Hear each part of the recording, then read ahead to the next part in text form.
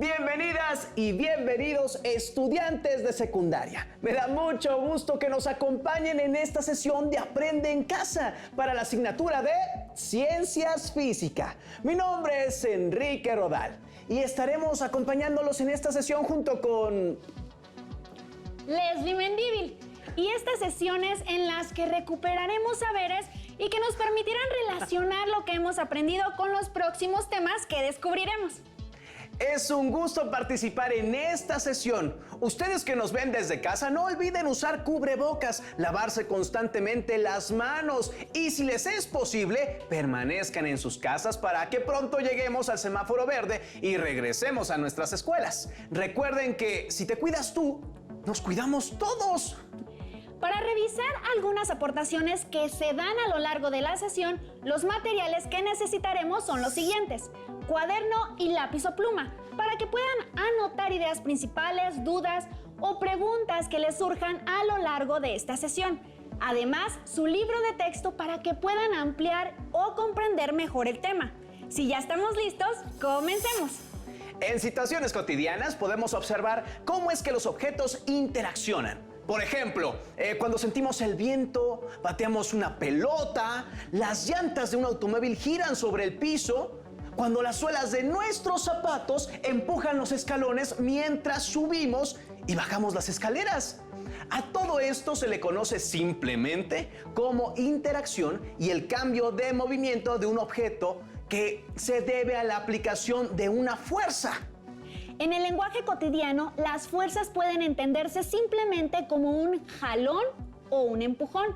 Cada interacción lleva asociada una pareja de fuerzas que no se anulan entre sí, porque actúa cada una en un cuerpo distinto.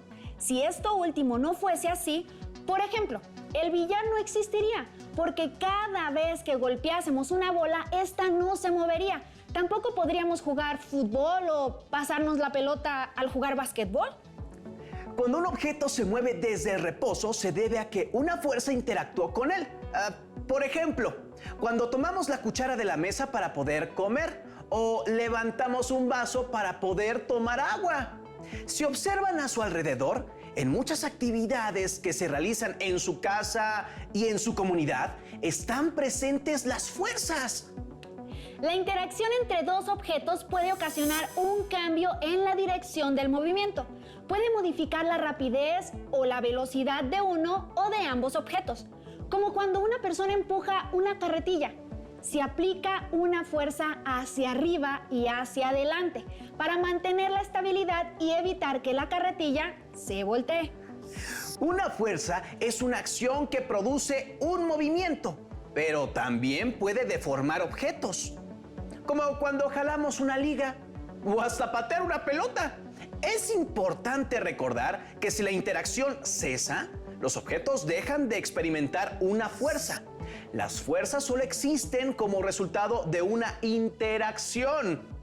Bueno, por simplicidad, todas las fuerzas o interacciones entre objetos pueden clasificarse en dos rubros.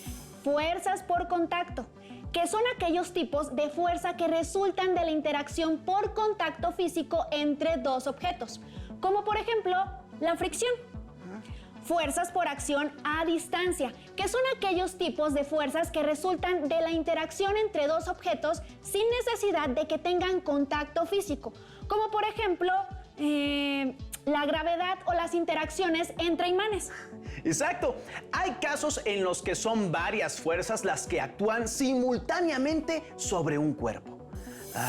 Por ejemplo, cuando estamos sentados en una silla, existe una fuerza de atracción hacia abajo debida a la fuerza de gravedad de la Tierra, pero también hay una fuerza hacia arriba que ejerce la silla sobre tu cuerpo.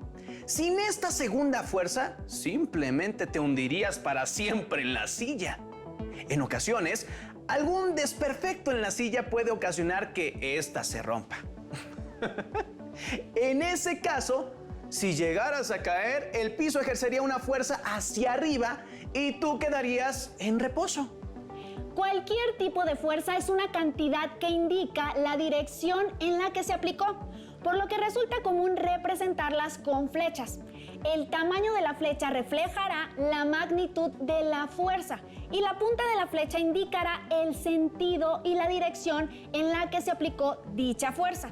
Con lo que hemos podido recordar hasta ahora, haremos una pausa para descubrir más ejemplos en el siguiente video.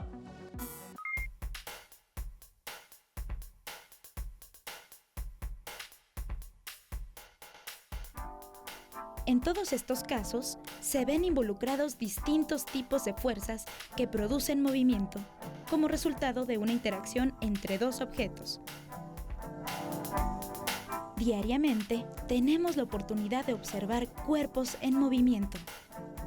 ¿Por qué se mueven? ¿Es posible predecir hacia dónde lo harán? No todas las fuerzas producen movimiento. Veamos un ejemplo. Si Pepe trata de empujar una caja que se encuentra en el piso, para lograr moverla, primero tendrá que vencer la fuerza de fricción entre este objeto y el suelo. Esto significa que, aunque Pepe realiza un esfuerzo muscular, no siempre se produce un movimiento. En este caso, al empujar la caja con ayuda de un carrito, Pepe requiere aplicar una menor fuerza, ya que la fricción favorece en este caso el rodamiento del carrito, en lugar de simplemente frenarlo. Otro ejemplo de fuerzas es el de las que actúan sobre las estructuras de los edificios. Es necesario calcular bien el punto de aplicación y la magnitud de las fuerzas participantes para buscar el equilibrio entre ellas y así evitar que con cualquier movimiento ocasionado por el suelo los edificios se derrumben. ¿Sabías que la escultura de Coyolxauhqui, diosa de la luna y hermana de Huitzilopochtli, fue descubierta en el centro de la Ciudad de México, al pie de la escalinata del Templo Mayor? Esta monumental escultura, testimonio de nuestros antepasados, fue restaurada meticulosamente por expertos en el lugar donde fue descubierta. Sin embargo, si para esta restauración hubiera tenido que ser trasladada a otro lugar, el movimiento hubiera requerido mucha precaución.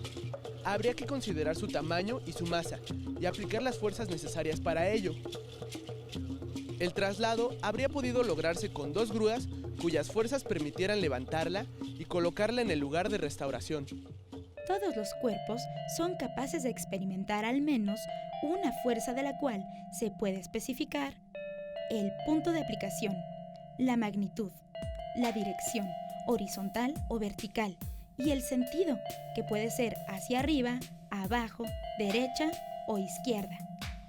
Para que un cuerpo no se mueva, es necesario que las fuerzas que actúan sobre él se contrarresten entre sí, produciendo un equilibrio. Por ejemplo, un gimnasta ejerce una fuerza en distintos puntos, que le ayudarán a mantener el equilibrio o moverse libremente, contrarrestando la fuerza de su propio peso y la tensión de las cuerdas que sostienen las argollas. En efecto, en un mismo objeto se pueden ejercer varias fuerzas al mismo tiempo, como sucede al patear una pelota. En este golpe, la fuerza entre el pie y la pelota solo se manifiesta durante el tiempo en que están en contacto. Cuando la pelota rueda por el suelo, después de ser pateada, experimenta 2 fuerzas equilibradas, el peso de la pelota y la fuerza que ejerce el piso sobre esta. Además, es frenada por la fuerza de fricción del pasto. Podemos observar cualquier objeto a nuestro alrededor para darnos cuenta que las fuerzas provocan el estado de reposo o de movimiento de los cuerpos. Las fuerzas son magnitudes que pueden ser representadas por medio de flechas, las cuales proporcionan información sobre el punto de aplicación, la intensidad, la dirección y el sentido de estas. Una situación concreta en la cual se aplica el conocimiento sobre las fuerzas es en la industria de la construcción. Aquí es necesario conocer la fuerza que pueden soportar columnas o muros de carga de un edificio, así como la resistencia que tendrá este en caso de que se presente un sismo.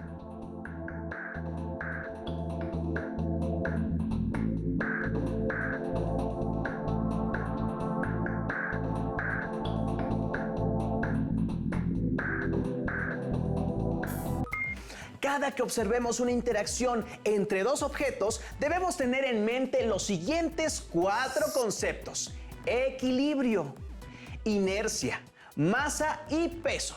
El equilibrio se da cuando hay 2 o más fuerzas actuando sobre un mismo objeto, pero este objeto no experimenta ningún tipo de movimiento o deformación. Por ejemplo, al estar de pie estamos en equilibrio. La fuerza del piso que nos empuja hacia arriba tiene la misma magnitud que la fuerza de gravedad que nos jala hacia abajo. El segundo concepto es inercia. La inercia es la tendencia de un objeto para resistir cambios en su estado de movimiento. El estado de movimiento de un objeto se define por su velocidad, es decir, qué tan rápido se mueve y la dirección que lleva. La inercia se puede entender simplemente como la tendencia que un objeto se resista a modificar su velocidad. Por último, la masa y el peso en el lenguaje cotidiano parecería ser sinónimo, pero no lo es. La masa se refiere a qué tanta materia tiene un objeto. Es una cantidad que podemos medir con ayuda de una báscula y en el sistema internacional se mide en kilogramos. El peso, por otro lado, es una fuerza que depende directamente de qué tan fuerte la gravedad actúa sobre un cierto objeto. El peso, como el resto de las fuerzas, se mide en el Sistema Internacional de Unidades, en newtons. Esta unidad debe su nombre al gran científico inglés del siglo XVII, Isaac Newton, que en su obra titulada Principia Matemática explicó en una variedad de leyes cómo es que los objetos se mueven o no se mueven de la forma en la que lo hacen.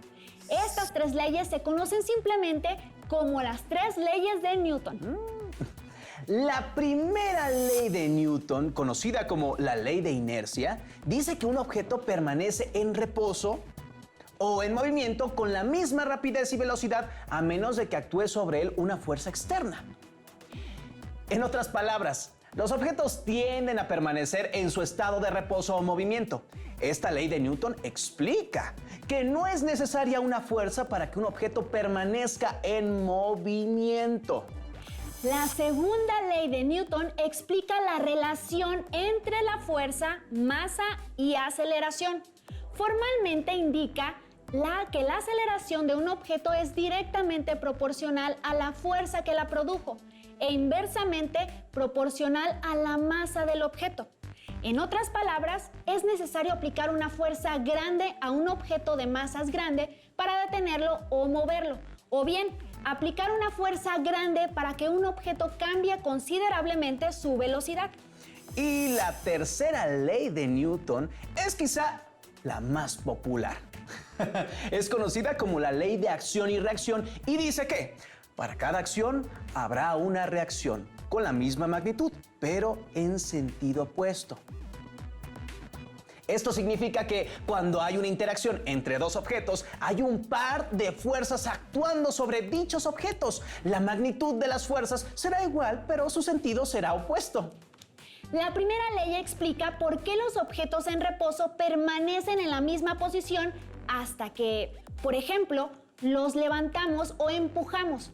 Explica también cómo es que los satélites artificiales se mueven alrededor de la Tierra sin necesidad de combustible. Explica por qué si pateamos una pelota y esta rueda por el pasto hará que eventualmente la pelota se detenga. ¡Exacto! La segunda ley explica por qué nos cuesta más trabajo mover o detener una motocicleta o un automóvil que una bicicleta. Nos explica también por qué si pateamos una piedrita podemos moverla, pero si le damos la misma patada a un ladrillo terminamos lastimándonos el pie. La tercera ley explica por qué cuando caminamos avanza hacia adelante mientras nuestros pies empujan hacia atrás. Explica también por qué cuando un arma dispara podemos ver que el proyectil va hacia adelante mientras que el arma recula hacia atrás. Como hemos visto, estas sencillas 3 leyes explican el movimiento de los objetos y por qué es que se mueven como lo hacen. Veamos el siguiente video para tener más detalles de las 3 leyes de Newton y conocer otros ejemplos que las ilustran.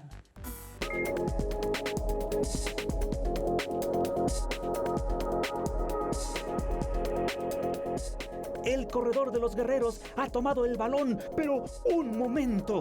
Todos están experimentando en carne propia los efectos que se explican con las leyes de Newton, incluso el propio corredor. Hay algunos jugadores en el terreno de juego, pero afortunadamente no ha habido consecuencias que lamentar. Con esta última jugada hemos llegado a la primera mitad. Regresamos después de un breve descanso para conocer quién será el ganador de este torneo juvenil de fútbol americano entre los guerreros y los azucareros.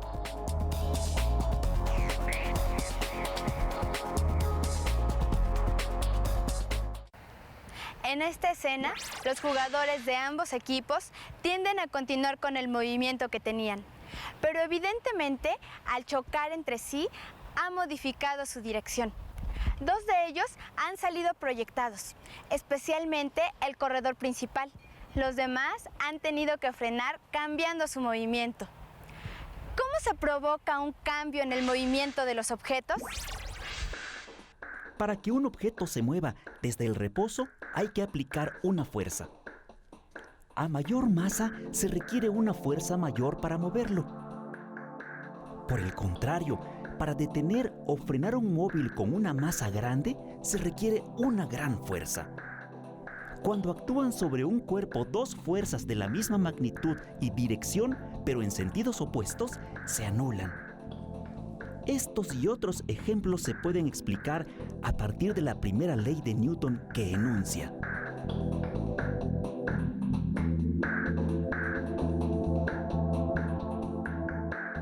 todo cuerpo permanece en estado de reposo o movimiento rectilíneo uniforme, a menos que una fuerza externa actúe sobre él.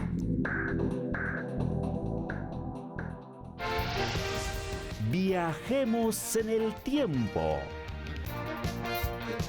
Isaac Newton, científico inglés, enunció 3 leyes que predicen el comportamiento de los cuerpos en presencia de fuerzas. La primera de estas leyes había sido ya postulada por Galileo Galilei. Las observaciones que realizó Galileo con respecto al movimiento de los cuerpos dieron pie a Newton para postular que para cambiar el estado de movimiento de un cuerpo se requiere de una fuerza.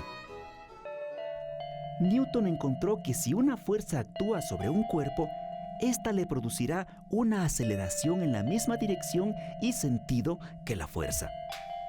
La magnitud de dicha aceleración es directamente proporcional a la magnitud de la fuerza aplicada e inversamente proporcional a la masa del cuerpo.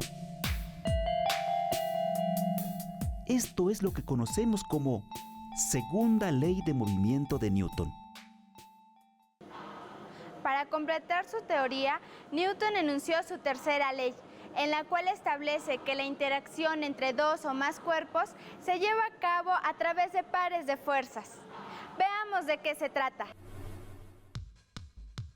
Cuando nos recargamos en una pared, al mismo tiempo experimentamos una sensación de empuje de la pared. En general, si un cuerpo ejerce una fuerza sobre otro cuerpo, este último ejerce al mismo tiempo una fuerza sobre el primero de igual magnitud y en sentido contrario.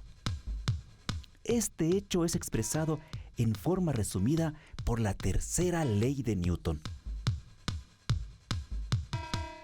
A toda acción le corresponde una reacción de igual magnitud y dirección, pero en sentido opuesto. Las fuerzas de acción y reacción, aunque tienen igual magnitud y sentidos opuestos, no se anulan, pues actúan sobre cuerpos distintos.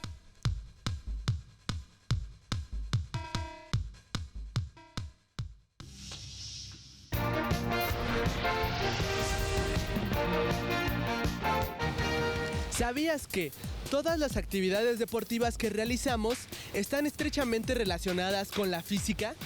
En algunos deportes, como el lanzamiento de jabalina, el atleta ejerce con el brazo una fuerza sobre el proyectil y lo acelera, desde el reposo hasta el momento en que lo suelta, tal y como lo señala la segunda ley de Newton. Y en el tiro al blanco se está expresando claramente la tercera ley de Newton. pues cuando el proyectil es disparado, el tirador experimenta en el hombro una fuerza de igual magnitud y en sentido contrario a la fuerza que expulsó la bala.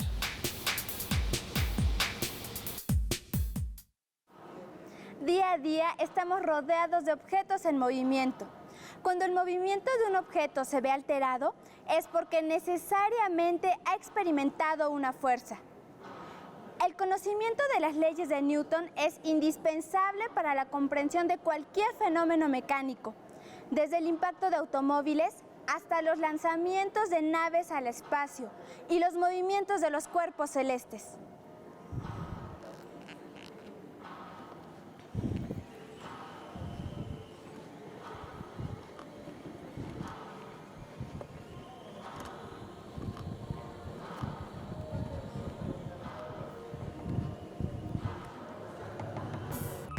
Bueno, Enrique, ya casi para terminar con esta recuperación de saberes, nos gustaría que con ayuda del siguiente video elaboren un mapa mental en su cuaderno.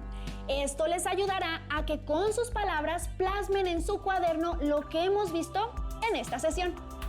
¿Y ahora tú? ¿Qué te preocupa? Ay, sigo dando vueltas a la clase. Es demasiada información. Además, el profesor quiere que prepare una exposición en 2 días con todo eso. Tranquilízate. A ver, ¿cómo podemos simplificar la explicación del tema para demostrar lo que aprendimos o para estudiar mejor? Con un diagrama conceptual. Primero, debemos de tener claro qué es un diagrama conceptual, ¿de acuerdo? Exacto, es como un resumen, pues rescata aspectos importantes de un tema. En este caso, los conceptos se acomodan en un esquema, cuya función principal es transmitir información visualmente, de la manera más sencilla y directa posible. ¿Qué les parece si elaboramos un diagrama sobre el tema que acabamos de ver en clase? Para construir un diagrama conceptual, lo primero que necesitamos es tener claro el tema, es decir... Las fuerzas. Exactamente. ¿Tienes tus apuntes? Sí. ¿Y tu libro de texto? Lo tengo. La característica principal de un diagrama conceptual es que se construye con un orden jerárquico, es decir, se parte de un concepto o idea general que después se relaciona con otros conceptos o ideas más particulares.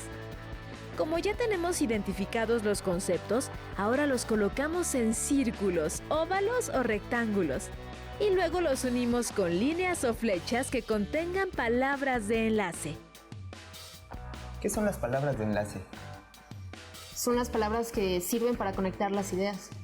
Los pasos generales para elaborar un diagrama conceptual son: tomar el contenido de tu libro de texto, tus apuntes o tus conocimientos. Decidir cuál es el concepto principal. Identificar los conceptos clave. Ordenar los conceptos de manera jerárquica. Organizar las ideas con figuras y líneas. Y hacer los ajustes finales al diagrama. Ahora, apliquemos estos pasos para hacer un diagrama sobre el tema que te está quebrando la cabeza. Después de haber estudiado el tema, elegimos el concepto o idea central, en este caso, las fuerzas.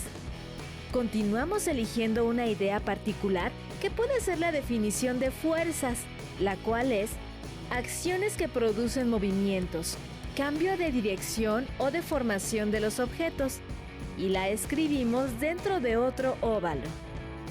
Posteriormente unimos ambos óvalos con una línea. Ya sé, las fuerzas son el tema central. Ajá, muy bien. Continúa. Y entre ambas líneas va la palabra de enlace, ¿no es así? Vas recordando cómo se hace. Ahora, ¿cómo relacionas las fuerzas con la idea siguiente? Las fuerzas son las acciones que producen los cambios. Así es. Entonces, ¿cuál es la palabra de enlace? Son, por eso queda de la siguiente manera: las fuerzas son acciones que producen movimientos, cambios de dirección o deformación de los objetos. Así es. De este modo, la palabra de enlace conecta ambas ideas. Con mucha frecuencia, la palabra de enlace es un verbo. En fin, es la manera de conectar dos ideas. Ahora vamos a notar más conceptos asociados, describiéndolos brevemente. Esto se va viendo menos complejo. Te lo dije, es importante jerarquizar. es decir, ordenar las ideas en conceptos secundarios, terciarios, etc. Para esto, colocamos las ideas más generales en la parte superior de la lista y las más específicas en la parte inferior. Entonces, anotamos los dos tipos de fuerza, de contacto y a distancia, usando palabras de enlace, descriptores breves y ejemplos de cada tipo. De acuerdo. Ok, ahora continuemos agregando ideas. ¿Recuerdas cómo se representa gráficamente las fuerzas? Sí, claro, con vectores. Lo anotaré aquí. El diagrama conceptual se va completando al añadir ideas dentro de óvalos conectados con líneas, definiendo la ubicación correcta para cada idea e insertando las palabras de enlace. Podemos enriquecer el diagrama si añadimos que la unidad con que se miden las fuerzas es el newton. Por último, en nuestro diagrama podemos mencionar cómo las leyes de Newton explican la relación entre las fuerzas y el movimiento de los cuerpos. Ten en cuenta que el diagrama conceptual es dinámico, es decir, podemos adaptar su forma conforme añadimos ramificaciones con ideas y definiciones nuevas. Ahora comprendo mejor los diagramas conceptuales. Estos contienen información básica organizada y necesaria para comprender una serie de ideas y la relación entre ellas dentro de un tema de estudio. Esto me va a servir perfecto para mi exposición. O para estudiar para el examen. ¿Examen? Esperamos que esta sesión les haya sido de ayuda para retomar y, bueno, recuperar algunos conceptos que ya habíamos abordado, pero que no teníamos tan presentes. Recuerden consultar su libro de texto, así como investigar y resolver las preguntas que se realizaron a lo largo de esta sesión, para que puedan conocer más y resolver las dudas que pudieron surgir. Les agradecemos su presencia en esta sesión y a todas y todos nuestros estimados estudiantes los invitamos a encontrarnos en la siguiente ocasión. ¡Hasta pronto! Oye, pero yo estaba... Si tienes dudas o necesitas ayuda, llama al Centro de Apoyo Pedagógico a Distancia. El número de teléfono para secundaria es el 55 36 01 71 23. Si requieres consultar los libros de texto en versión digital, recuerda que los puedes encontrar en la página conalitec.cep.gov.mx. Y recuerda que también cuentas con el sitio aprendeencasa.cep.gov.mx, en donde podrás ver nuevamente los videos de los programas y además encontrarás actividades para fortalecer tus aprendizajes. También te invitamos a que consultes la plataforma nuevaescuelamexicana.cep.gov.mx.